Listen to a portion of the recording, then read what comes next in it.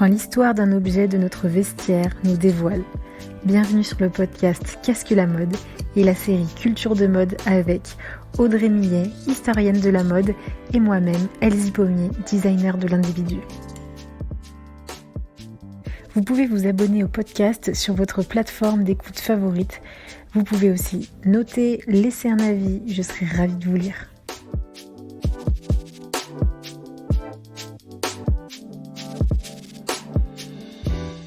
Elle est passée d'une pièce du dessous à une pièce classique du dessus.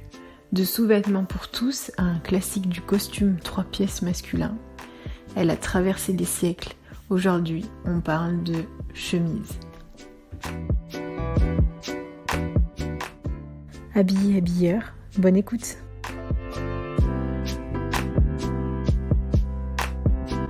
Alors, cette fameuse chemise, on la voit blanche, on la voit propre. Ouais, alors non. Hein. Justement. Elle est déjà à la base, la chemise, donc on va le préciser, c'est un vêtement du buste.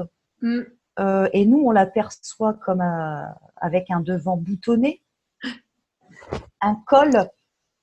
Ouais, bien sûr. Et des manches longues ou courtes. Mais en fait, elle va être en lin plutôt à la base, puisque le coton vraiment se développe au XVIIIe siècle. Ouais. Un lin plutôt pas spécialement propre. Hein. En plus, le blanc, ça se salit vachement. Donc, c'est quand même pas permis aux couches populaires de porter du blanc comme ça. Et elle n'est pas boutonnée. Donc, elle s'enfile par la tête. Elle descend sous les fesses parce qu'on s'en sert de sous-vêtements. Et c'est la raison pour laquelle on dit cul et chemise. Parce que le cul va avec la chemise. On est ouais. Voilà. Et puis du coup, ça vient aussi on a cette étymologie et cette histoire dans la chemise de nuit. Voilà, absolument. Mais c'est ce sous-vêtement. Hein, donc, c'est ce truc qui s'enfile par la tête, la chemise de nuit. Bah ouais. Qui a un forme, qui a Mickey dessus, quoi. Et qu'on porte du coup tout de suite sur la peau. Il n'y a pas de doublure, il n'y a pas... c'est sur la peau, c'est un sous-vêtement. Exact. Il est censé... Cette chemise est censée absorber la transpiration, les sueurs, parce qu'à l'époque, donc, on ne se lave pas à l'eau, mais on se nettoie à sec. C'est-à-dire que j'ai envie de vous dire qu'on se dépoussière le corps. Et donc, on va par exemple, à Versailles notamment, on va changer de chemise 3-4 fois par jour. Et c'est l'élément essentiel d'une garde-robe, même populaire. On peut avoir 2 jupons, mais on peut avoir 13 chemises. Ouais. Et en fait, cette chemise, c'est la preuve de notre propreté. En fait, c'est une preuve personnelle de propreté. Alors, c'est intéressant le terme preuve, parce que preuve, ça veut dire voir. Oui. Donc, c'est l'apparence de la propreté, mais dans tous les cas, à cette époque, on a une autre conception de la propreté, donc on ne peut pas dire « Ah, ils ne sont pas propres ». Nous, on a notre conception de la propreté. Voilà. Ouais. Puis avec l'épisode précédent, on peut ajouter qu'un bon parfum bien chargé dessus donnera l'impression d'une bonne odeur. Voilà, d'une propreté. Voilà. Et du coup, tu disais justement preuve, voir. Mais alors, comment on est arrivé de ce vêtement, ce sous-vêtement, à un classique qu'on voit stéréotypé chez un banquier, par exemple, c'est chemise blanche classique, col nickel. Donc, le costume masculin. Un costume, à une pièce obligatoire du costume masculin. Donc, elle est devenue effectivement un élément phare de la garde-robe masculine et véhicule l'image du gentleman, je parlais. Donc, au XVIIe siècle, elle est vraiment encore conçue comme un sous-vêtement. Elle va protéger les gilets et les redingotes, même les robes de cour. Les robes de cour, on ne les lave pas. La chemise, on la lave. Trop complexe. Trop complexe. Et puis, alors, on va les frotter. On va s'occuper d'elles. On va la dépoussiérer de nouveau aussi. Voilà, les patiner, voilà. Mais on ne les lave pas. Donc, en fait, il y a toujours cette protection de la sueur. Ensuite, durant la Révolution française, on va refuser un certain nombre de pièces de l'Ancien Régime. Et il y a eu aussi une mode juste avant, anglaise, du vêtement de chasse, du vêtement de loisir, qui vont en fait participer à construire ce que tu disais, ce costume, hein, qui n'a entre guillemets pas changé depuis le début du 19e siècle, on va dire ce costume 3 pièces, avec la chemise. C'est ce qu'appelle Karl Pflöger la grande renonciation masculine. On renonce aux dentelles et aux prout-prout, hein, aux paillettes, pour le côté bourgeois et cet uniforme capitaliste, hein, du 19e siècle. Fonctionnel. Et là, le plus marrant quand même, parce qu'il y a quand même des hommes qui se marrent encore un peu, notamment les dandys, qui vont utiliser cette chemise pour faire pour booster leur tenue, et qui vont, donc le beau Brummel, hein, ce dandy très très connu, et qui vont en faire une pièce à part entière. Alors, il y aura moins de dentelle, hein, pas de dentelle, mais on va quand même avoir une chemise qui ressort du costume, et elle peut être rouge, par exemple, avec des pois blancs, ou extrêmement blanche, pour montrer que vous appartenez à la haute société. Donc, il y en a quand même quelques-uns qui s'amusent, et c'est là que la chemise devient vraiment une pièce à part entière. Ouais. Elle était là, elle est devenue en fait très fonctionnelle. Du coup, elle s'est émancipée, on va dire, et elle s'est montrée pour être vraiment une pièce en soi, une pièce, justement, on n'est plus caché par la royauté, par tout ce froufrou en quelque sorte, et on montre l'essentiel. On revient à la chemise, quoi. On limite, on n'est plus dans le cupcakes du vêtement qui dégouline, mais elle va quand même, cette chemise, parce que la distinction de classe sociale est au centre du truc, hein. Avoir une chemise blanche, c'est montrer qu'on fait pas qu'on n'exerce pas une tâche trop salissante qui relève par exemple du travail manuel. Donc, c'est pour ça que en fait, la chemise, elle s'est pas découverte d'un seul coup. C'est d'abord les poignets qui se sont montrés de plus en plus, et le col aussi. L'école. Mais avant 1860, hein, seuls les gentilshommes peuvent porter des chemises, hein. Et en fait, on va dire merci à l'industrie de la chimie, qui, grâce à l'amélioration des techniques de lessive, va élargir le marché de la chemise. Donc, on va pouvoir les laver correctement. On va toujours les enfiler par la tête, hein, au début. Et ensuite, on va les ouvrir sur le devant. Voilà. Pour pouvoir s'habiller seul également.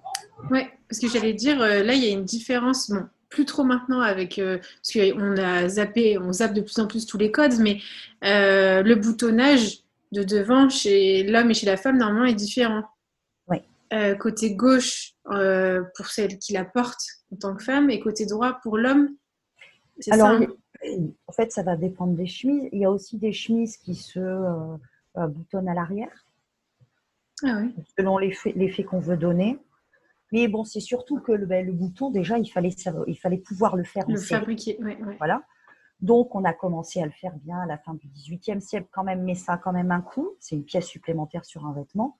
Et ensuite, grâce au plastique notamment, on peut développer cette boutonnière en fait à l'avant.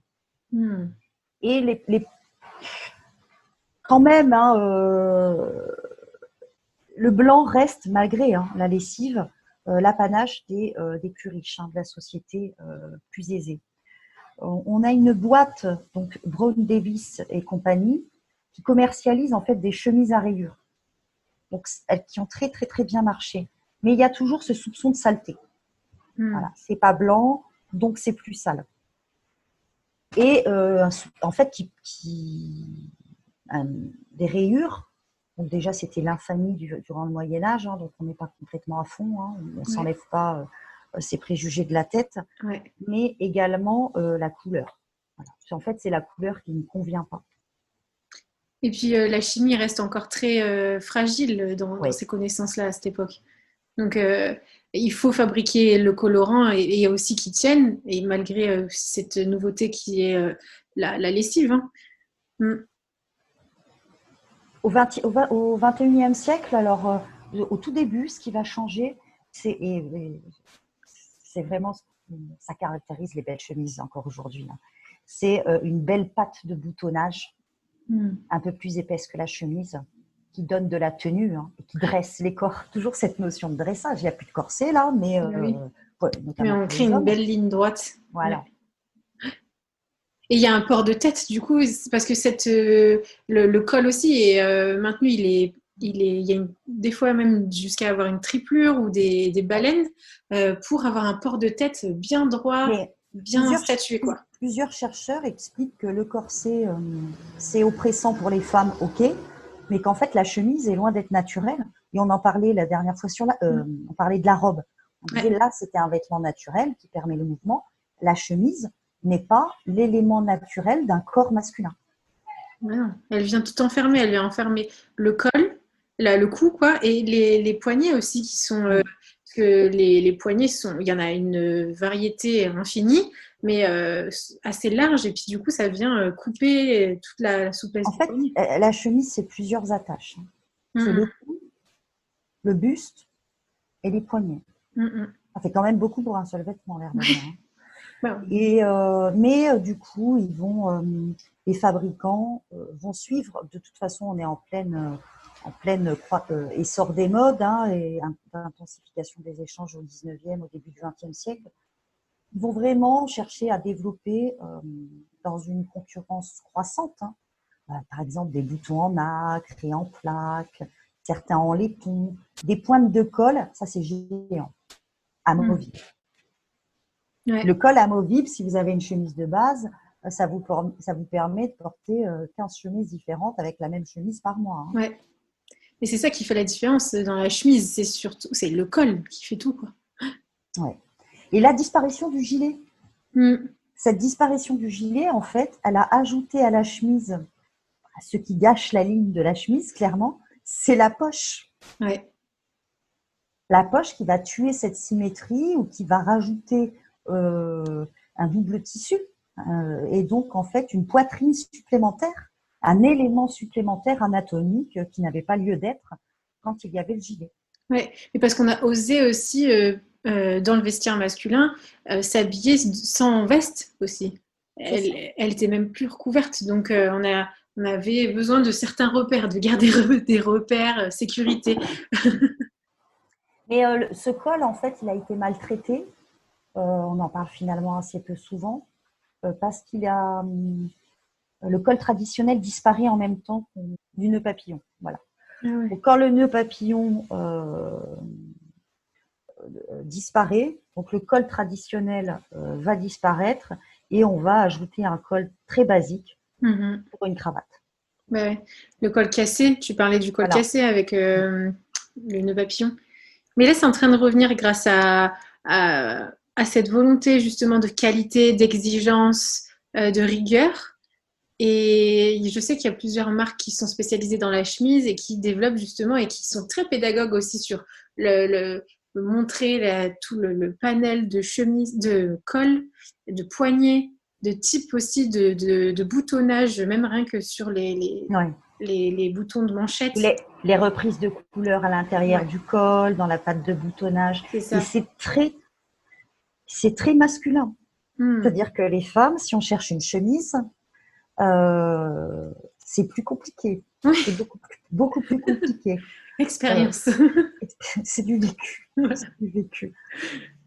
Mais c'est dingue parce que la chemise, c'est tellement, en fait, oui, comme tu le disais, très masculin parce qu'en fait, c'est rempli de détails, mais qui ne se voient pas. Par exemple, on y pense rarement, mais il y a plein de types aussi de finition du buste, plutôt arrondi, droite, qui revient sur le côté, qui crée une fente ou pas.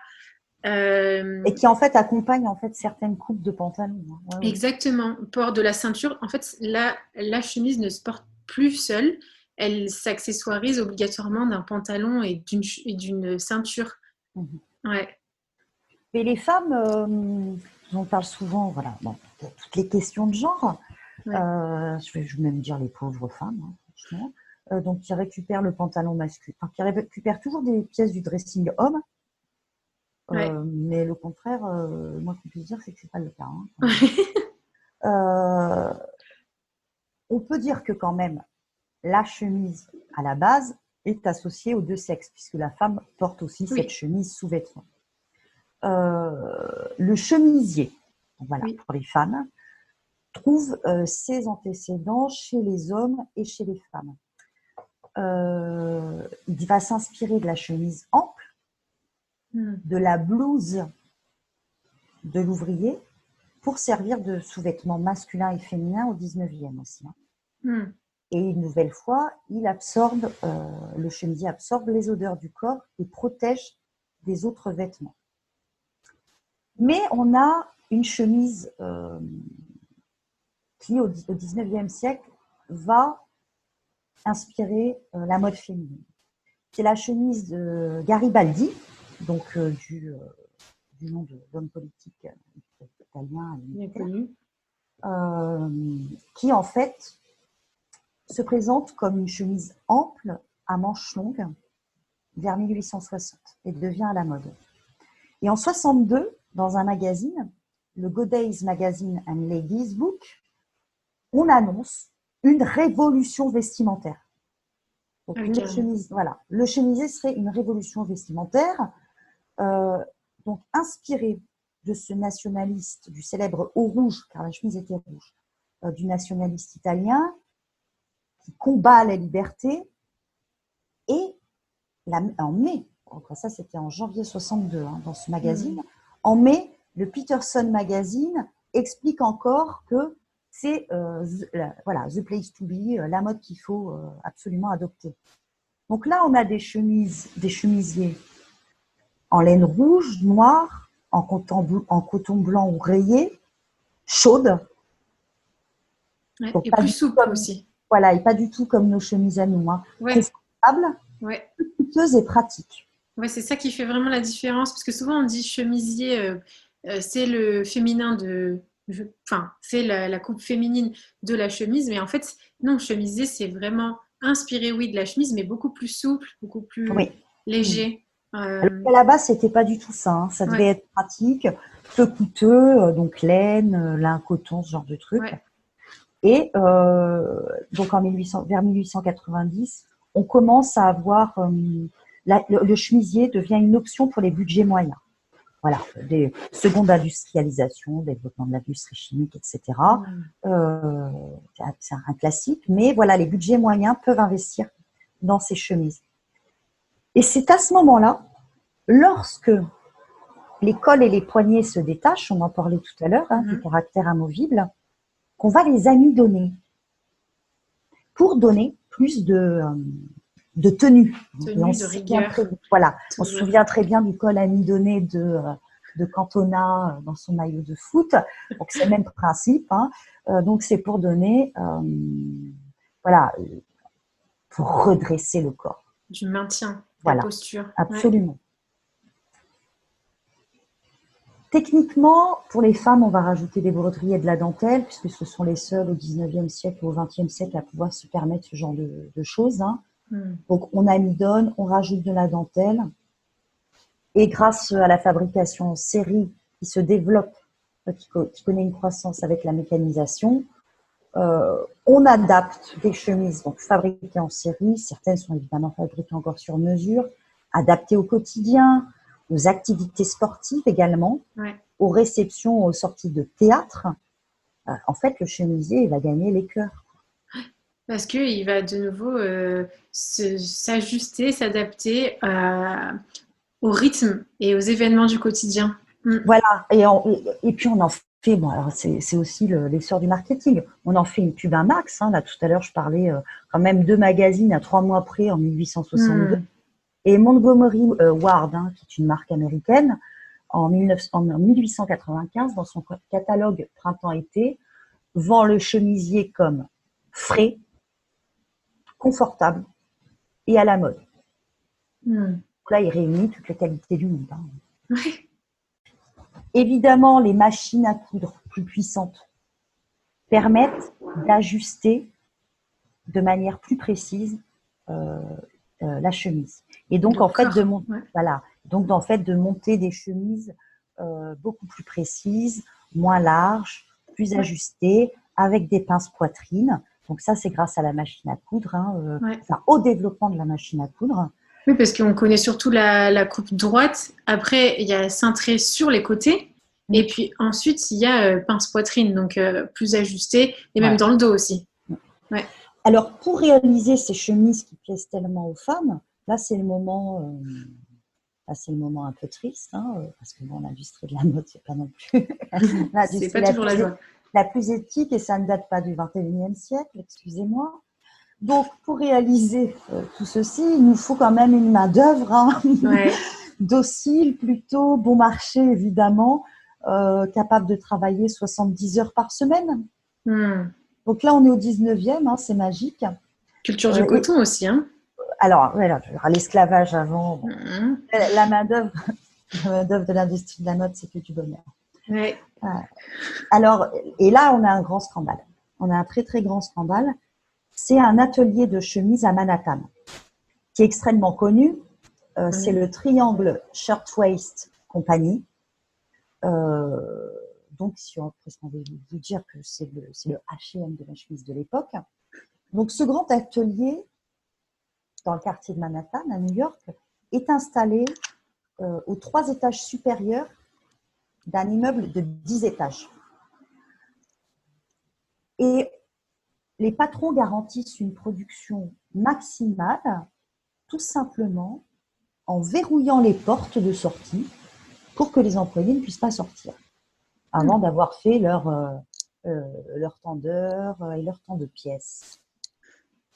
Manque de peau, c'est tellement bien entretenu que le 25 mars 1911, un incendie se déclare, les portes sont verrouillées, je vous le rappelle, et 500 travailleurs, beaucoup d'immigrants juifs âgés de 13 à 23 ans, sont pris au piège et 146 femmes meurent en moins de 15 minutes. Une main-d'œuvre, bien entendu, exclusivement féminine. Donc, c'est le problème, effectivement, de la main-d'œuvre, surtout sur des pièces qui sont assez précises, comme la chemise ou comme la basket, la sneaker, qui demandent à un moment, toujours, qu'on le veuille ou non, c'est comme ça, l'intervention d'une main-d'œuvre très spécialisée sur certaines tâches, voilà, très techniques, pas qualifiées, à qui on refait faire les mêmes tâches voilà, tout le temps, dans une routine, là pour le coup extrêmement négative, qui va mourir. C'est la première grande catastrophe industrielle du textile. Ouais. Donc, quand on parle du Rana Plaza, Ouais, j'allais dire Fashion Revolution, c'est voilà. une répétition en fait, c'est de nouveau, on répète l'histoire. Puisque c'est le capitalisme qui façonne la production, les gestes et l'emploi de la main-d'œuvre, c'est le capitalisme qui gagne. Or, capitalisme que, bien entendu, c'est ça qui est très difficile dans ce genre de procès, c'est quelle est la figure du capitalisme.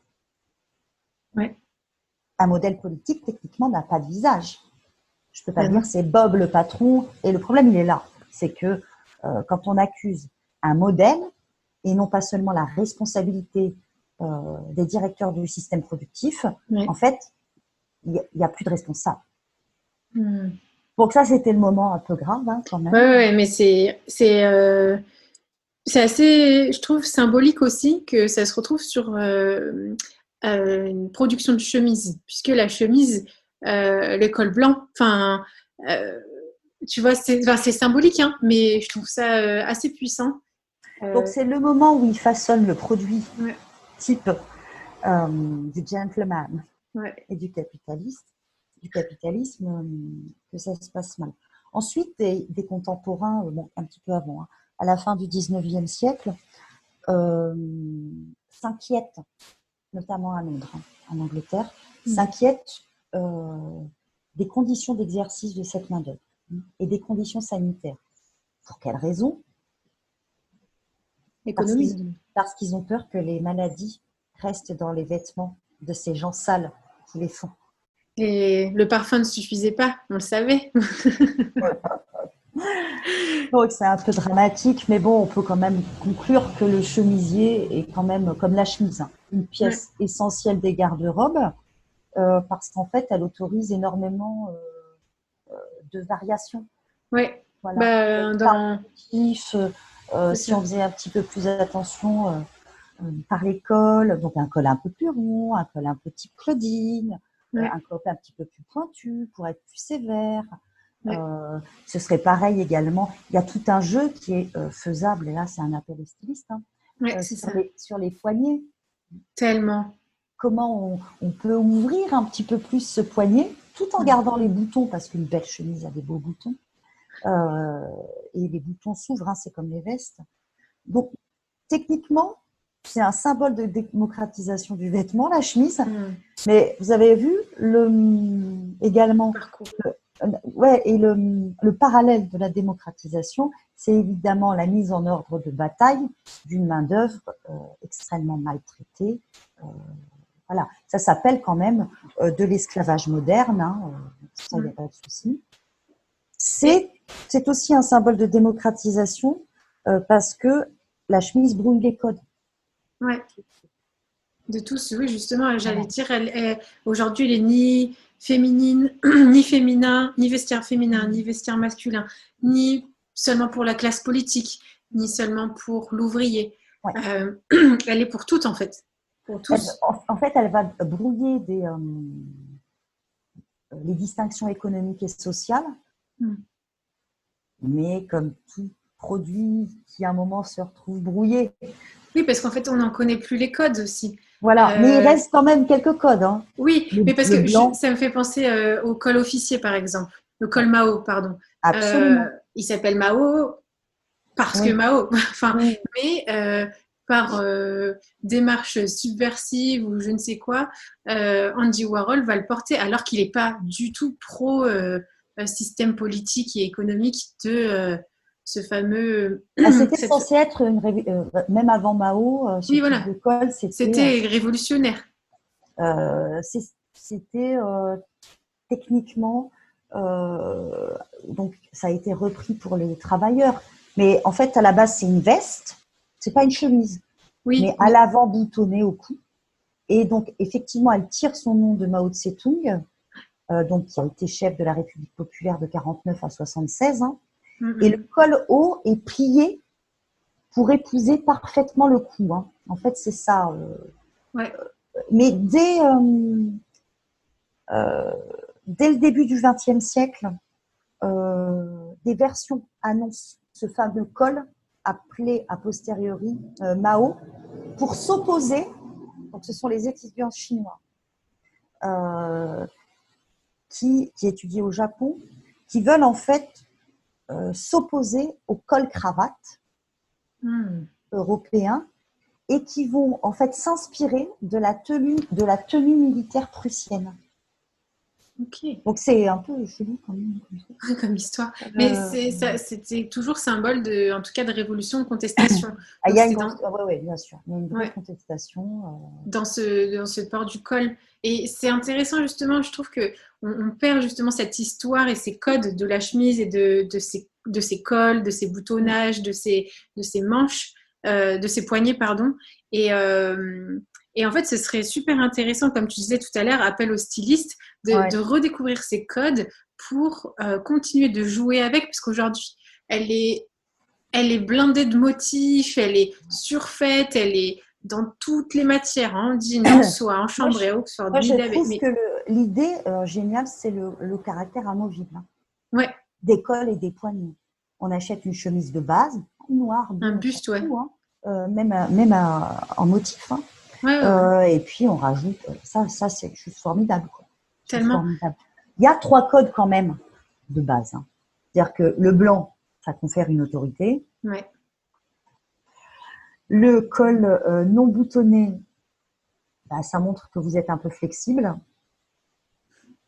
Et le col anguleux, alors, étonnamment, donc c'est ce qu'on apprend en psychologie du vêtement, le col anguleux serait un indicateur de créativité. Ah. On me reprochait tout le temps ça, et ben maintenant j'ai un argument. Voilà, c'est ça.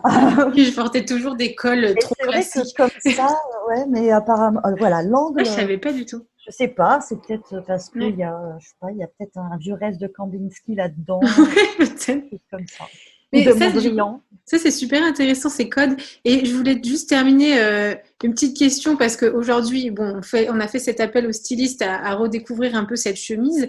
Là, il s'amuse juste dans la façon de la porter en ce moment.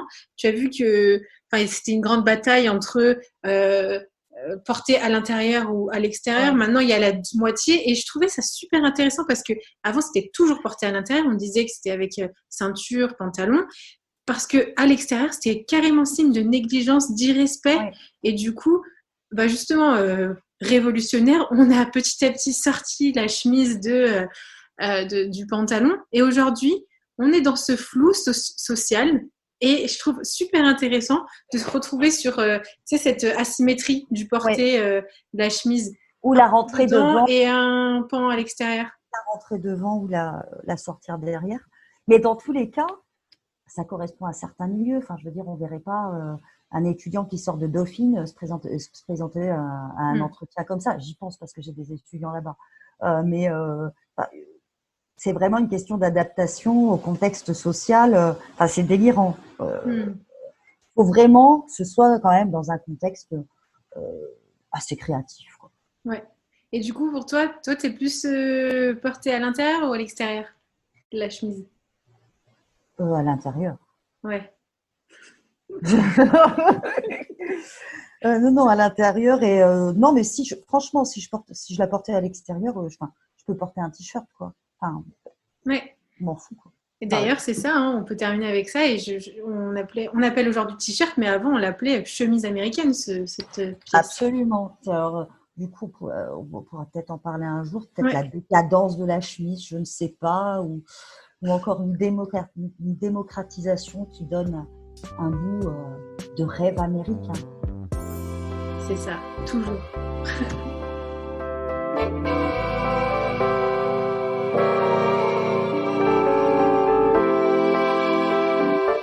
Vous voulez réagir à cet épisode?